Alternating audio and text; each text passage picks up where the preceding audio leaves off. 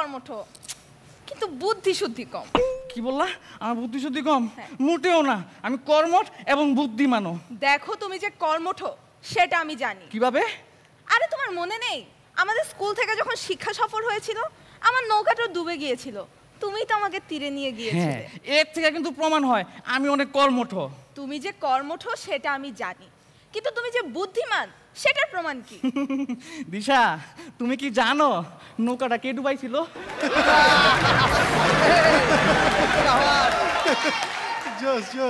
দেখো, বুদ্ধিমান আর কর্মঠের কথা বাদ দাও, বাসর ঘরে মন দাও।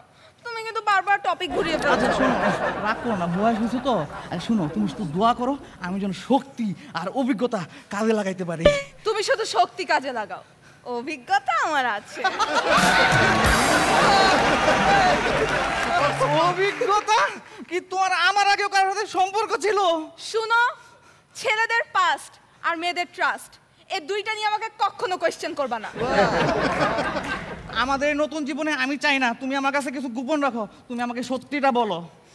ঠিক আছে, তোমার কাছে কিছু লুকাবো না। বিয়ের আগে একটা ছেলের সাথে আমার প্রেম ছিল, ও গোলকিপার ছিল। আচ্ছা তাহলে তুমি ওকে বাদ দিয়ে আমাকে বিয়ে করলে কেন? কারণ ফারিয়াপু জীবনে আর যাই করেন না কেন কখনো গোলকিপারদের বিয়ে করবেন না, কারণ ওরা নিজে তো গোল করেই না, অন্য কেউ গোল করতে দেয় না।